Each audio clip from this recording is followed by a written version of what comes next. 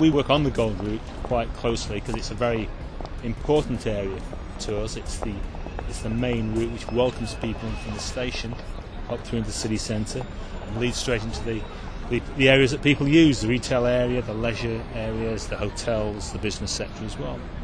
It's a very beautiful route into the city centre. It's designed to have a wow factor to it, and I think it achieves that really well, because what we've done on that route is to incorporate elements of the city's past, present and future.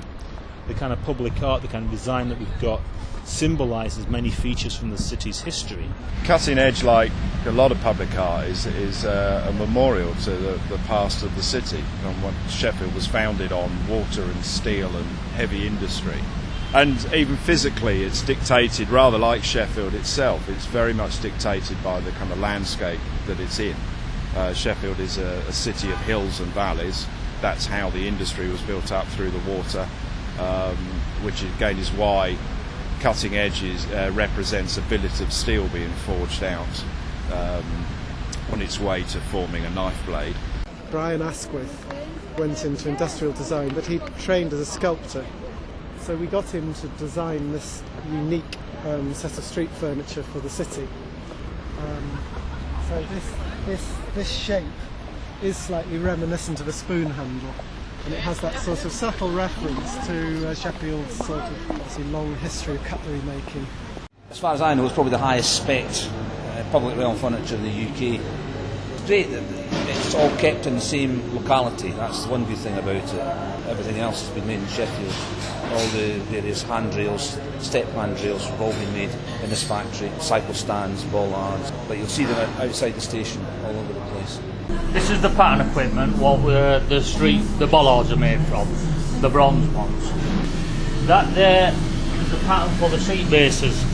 That'll end up as 2 halves of sand, so when you pour your metal in, it runs underneath and then up and round it, leaving that sand inside. You strip it all out and then you basically have to dig your sand out.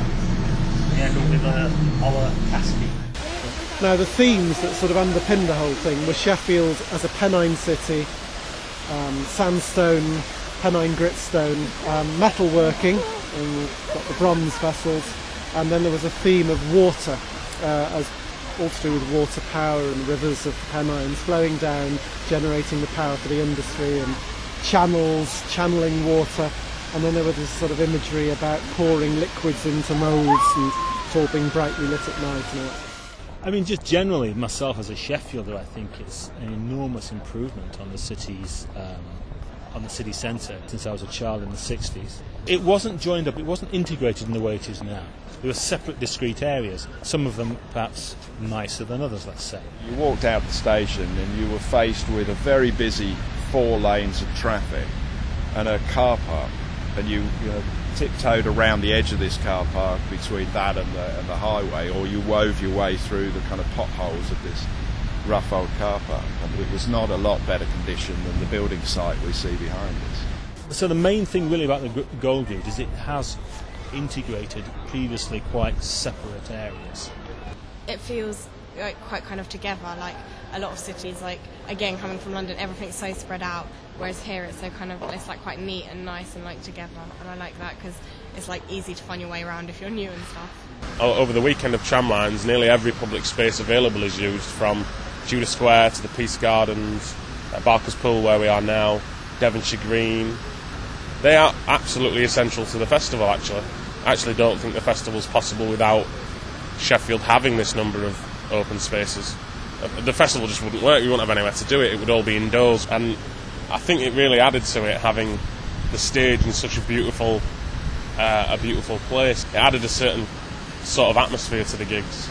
It just gives a whole different new feel to it. You've got a public space which looks beautiful through the day, and then all of a sudden it just turns into a massive event space as well, so it gets used by, I would argue, everybody in the whole of Sheffield gets to use at least one of the public spaces.